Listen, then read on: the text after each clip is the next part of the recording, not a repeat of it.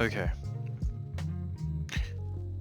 I've made some updates here to better explain the variation in your vibrational energy and your focal point and presence, the correlation. So in the state of shame, you have your remembering that the purple circle represents the present moment.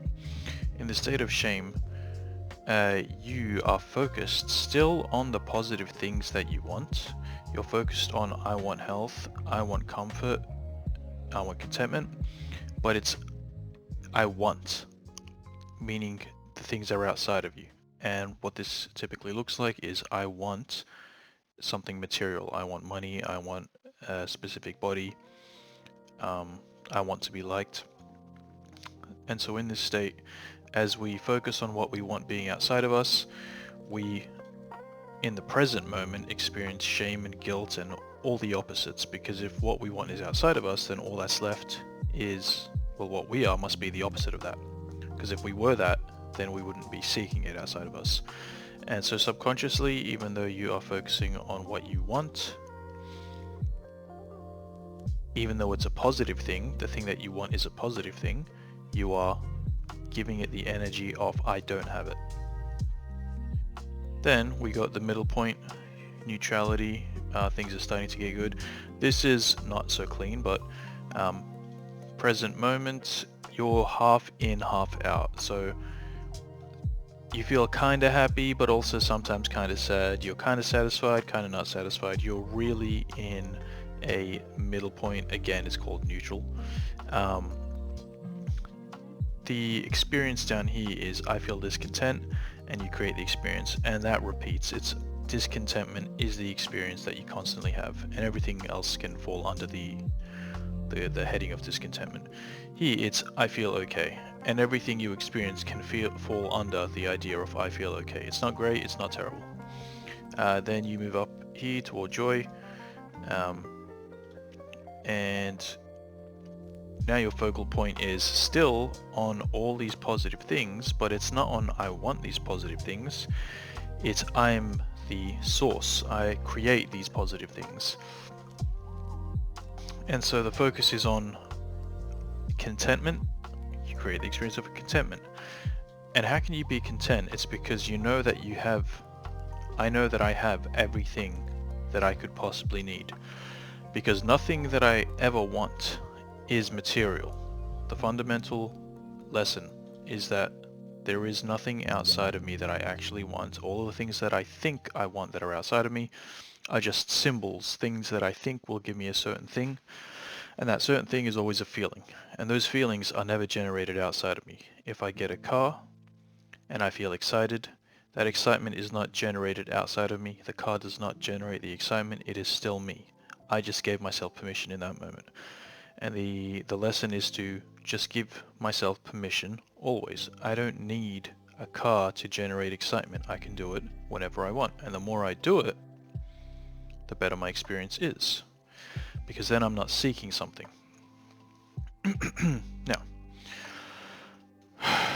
a subject that I am now thinking about is, okay, so let's say I generate the feeling of health. Alright, I feel health. Now what do I do? And the question is flawed because it assumes that what we do is relevant. And so we're going to explore that idea. Let's say I generate the feeling of I am health. Let's just call it health. Green, nice and healthy. I generate the feeling of health. Now, absolutely anything I do while I'm feeling this, and I need to be really specific here. When I generate the feeling of health, what I'm really doing is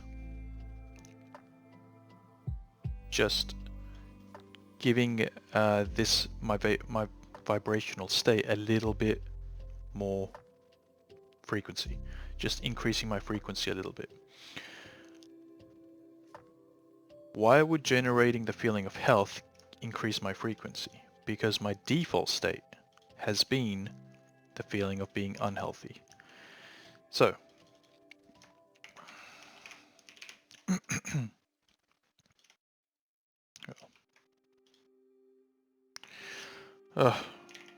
unhealthy. There we go. If feeling health increases my vibration, it means that I must be by default feeling unhealthy. And so feeling health becomes something that I have to actively do. It's like if I know how to walk, I don't have to focus on walking. I can walk and I can talk at the same time.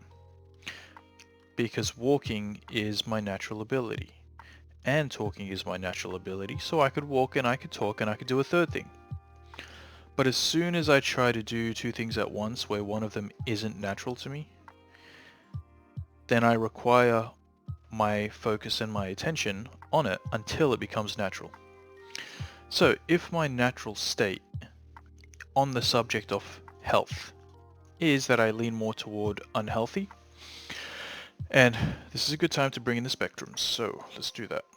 There is a spectrum. There are multiple spectrums. Do it like this. And let's color it.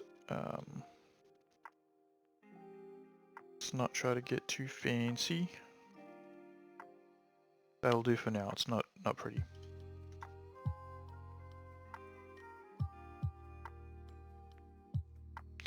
This is the spectrum of health. If my default position is right here,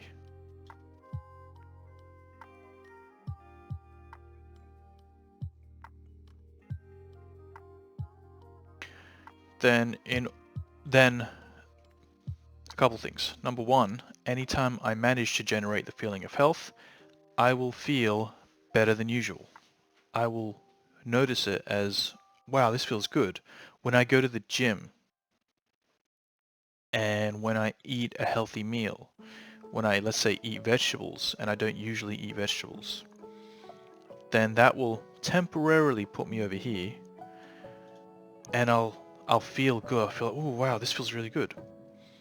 But because it's not my default, because my default is back here, then I typically will slip back into that unless I maintain focus on that feeling of health, on that state, that higher state.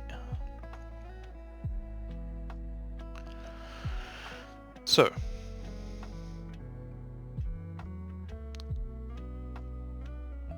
the idea is to, for all spectrums, let's just take, let's take a couple here.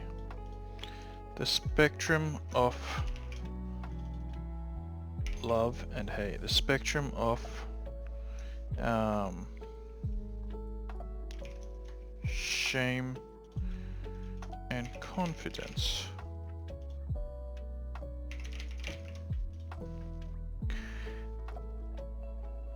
What I want to do is, so the major shift here is that life is not about achieving an amazing car and getting rich, and those things aren't what we want. We understand that now. So what do we want? We want to maximize all of these so that the default is up here. For confidence, love, for health. Now, it seems as though they influence each other. But I don't believe it's a one-to-one relationship. Meaning, when I increase, let's say we start down here. When I increase my health, I will also increase my confidence, naturally. If I increase my confidence, I will likely also start increasing my health. Same goes for love. When I increase my confidence, I also increase my love. And every single one of these influences each other, but it's not a direct correlation, meaning they don't all move exactly equally.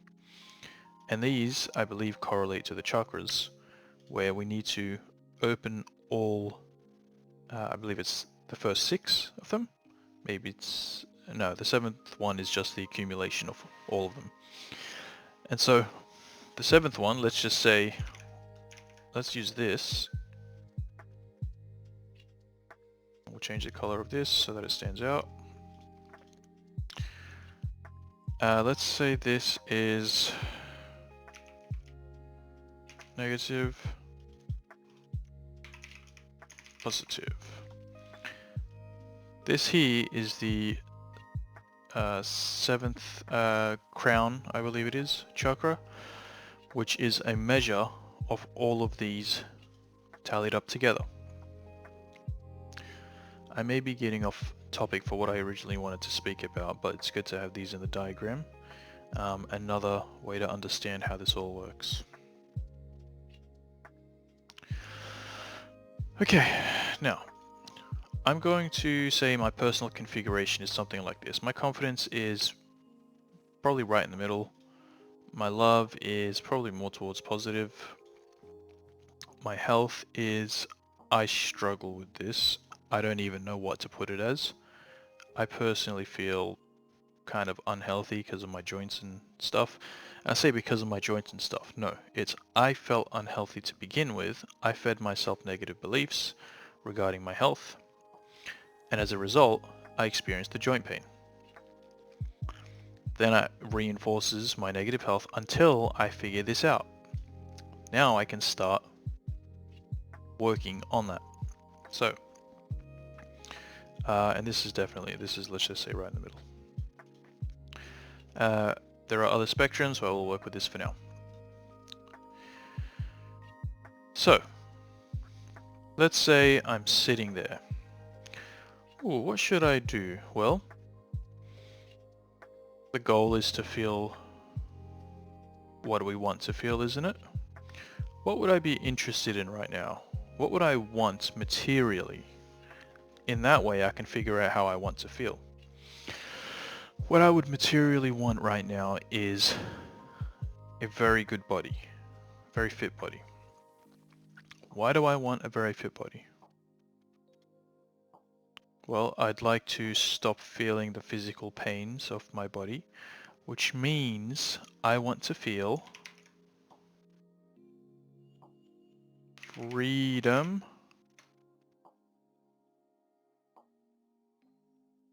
burden. I want to slide this up. That's what I want to do. When I tell myself that I want to stop having my physical pains, I want to feel unburdened. Because physically, if I was to describe how I felt in one word, it would be burdened or incapable or incapacitated. I don't know if that, maybe that's an exaggeration. I think that's an exaggeration. Let's go burdened. And that word also describes how I feel mentally. If I feel physically burdened by my joints, I feel mentally burdened.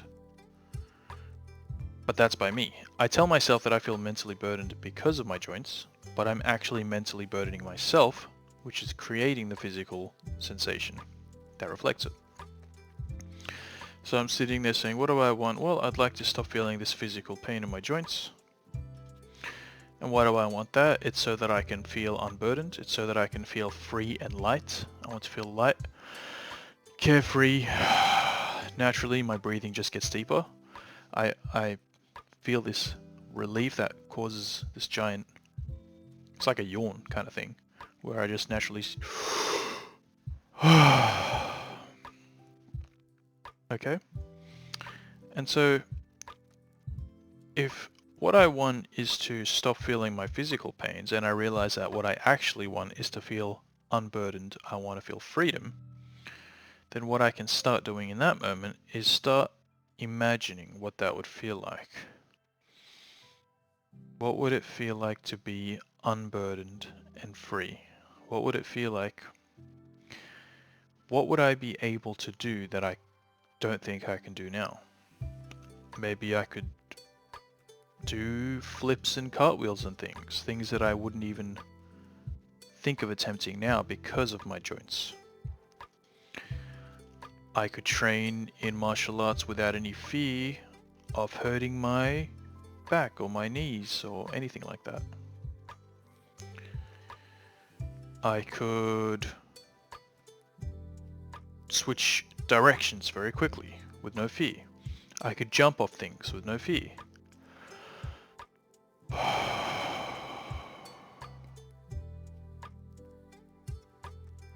And as I'm thinking of this, I am, in a sense, letting go of all those burdens that I carry now. All the burdens that tell me I can't do this and I can't do that. And I experience in my mind this sensation of lightness and freedom. So, for the moment, let's actually do it like this. For the moment, while this one is my default, for the moment I'm up here. I'm creating this experience consciously. And for as long as I focus on this feeling, I slowly pull my default up, very slowly. And in the meantime, I'm having a good time because I'm experiencing this sense of freedom. But it does require my focal point. And so, at some point, I can't sit there and keep thinking about this. I need to get on with my day. I need to do my chores. I need to go to work. And in that moment, this now snaps back to my default. But then once I have some spare time again, or if I get good enough, even during my chores and even during work, I can induce this feeling and pull it up again. And so even while I'm at work, while I'm doing my chores, while I'm exercising, I am slowly increasing my default vibrational state in regards to freedom, very slowly. And then if I lose focus, it snaps back again. But that's okay. We continue living our lives, feeling the way we feel, and saying, I'm okay feeling this way for now, because I can always increase it. And then once we have some time again, we can induce the feeling of freedom and start pulling the default up again. Slowly, slowly. Again, we want to snap back. No, we don't want to snap back. But again, we want to get on with our lives, and so we snap back. And repeat this enough times, and the default state becomes the optimal state that we're actually trying to achieve. Now, this means physically what this looks like is everything that I thought I wanted in regards to freedom, I will no longer want. Which means, what are some symbols right now? Probably money, probably things like my boss telling me what to do or what not to do. Once I've managed to move my default state to this, I will no longer have a care in the world about those things. I won't care what my boss tells me to do or not to do. I won't care about physical pains. I won't be thinking about them. I won't be fearing them at all. And that's because I feel so light and so free that it's not even... It's like when you get injured, you're conscious that, let's say you snap your knee or something, you're conscious about how you walk now because you could damage it even further. But once you slide the default all the way up here, then the knee will be so healed that you no longer have a thought about, you're no longer actively thinking about the knee while you're walking because you think you're going to damage it more. You have your feeling of health and wellness in regards to all things you previously felt burdened of the sense of freedom is so strong that all of those things are no longer a care. A very easy, actually, example, and maybe I should use this one very quickly, is value. I don't know what the opposite of value is. Did I write it here? I'm sad, I am, I don't know, useless? I don't think that's the word.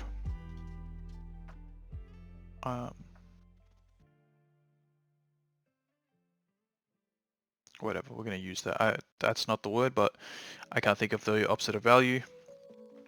Not valuable. Whatever. Not valuable. Let's go with that.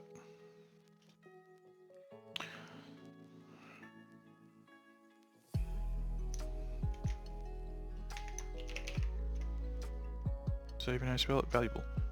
Yep. Alright. Using this example of valuable and non-valuable, once you... Let's just get the default. Let's say the default's here, and you manage to, you know, over time move the default up, boom. Cool. Now you feel extremely valuable 24/7. That's your default state. Once I reach this state, once we reach this state, the individual reaches this state, they will no longer have a care in the world about money. They feel so valuable that any symbol of value that they previously thought they needed in their life will not be a concern. Paradoxically, at that point, we will also be generating these things because we're in that vibrational state, and reality will always reflect to us what we are. And so if I now have I am valuable in here, I am value. If I now have I am value in my present moment, that's my state, then my physical reality is going to reflect that value to me. It could be with money, most likely it's with money because that's the strongest symbol of value in our world today, I think. Or it could be something else. Maybe it's... I can't even think of something else, but I'm sure there are other things. Maybe, for example, you get to live on an island by yourself and you get to have your own personally built shed. I know there are people on Instagram who live somewhere that nobody knows where they are and they build their own houses and stuff. Well, they're doing a massive project and they're building their house. And maybe someone's doing that without putting it on Instagram. They're not getting paid for it, but they still feel super valuable. Regardless of what the material representation, regardless of what the manifestation is that aligns or that is produced by the state of I am value, it's going to be the perfect representation for you. There is nothing that is more valuable to yourself than the exact representation that you will be given, for as long as you maintain the state I am value. So, this is what life's about. Identifying where we are on each spectrum by figuring out what we think it is that we want, what we think it is that we don't want, what is causing us pain in our lives. For me, it's my physical pains, which create this sense of burden. For me, it's this obsession with money, which goes to value. So for me, the key is probably these two. Now, my physical pains and my obsession with money, I think we can see how they would tie into the idea of shame. I feel shame because I'm not rich. I hate my body because it hurts all the time. I feel unhealthy because my body hurts. Like, all of these clearly tie in together very much. So I would typically think that these are all around the same. Let's say something like this. I think they do differentiate, but they slightly move up together, kind of like this. Now that part that I said at the end there was speculation, maybe I should have left that out. But going back to the main point, the idea of life, what do I do throughout my day? What I do throughout my day is hold these feelings that aren't my default state until they become my default state. Go about my day, do literally anything I want. What I'm doing is irrelevant. Or is it? That will be the topic of the next one. How suspenseful. Alright, peace out.